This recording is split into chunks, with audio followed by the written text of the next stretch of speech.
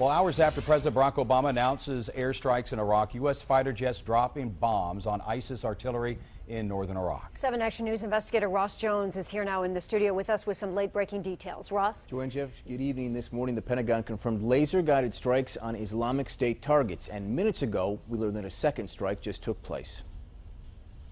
This dramatic video shows the impact on the ground after U.S. fighter jets dropped 500-pound laser-guided bombs on ISIS artillery in northern Iraq.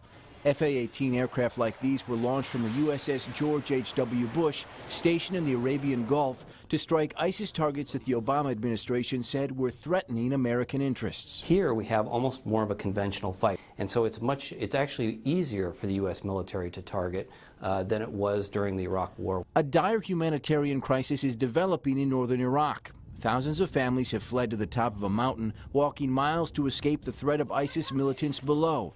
This man said he left everything behind and there's no food, no water. Secretary of State John Kerry said today that the ISIS surge and acts of violence show all the warning signs of genocide. And last night the president said the U.S. can take action to prevent that.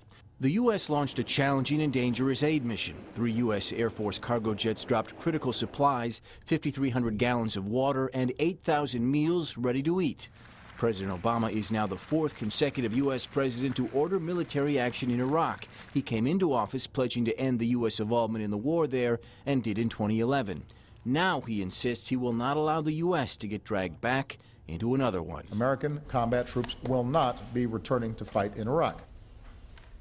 White House officials insist that any U.S. military action would be targeted airstrikes, not a counterterrorism mission against ISIS. They say the best way to deal with this dangerous threat in the long term is for the Iraqis to handle it. I'm Ross Jones, 7 Action News.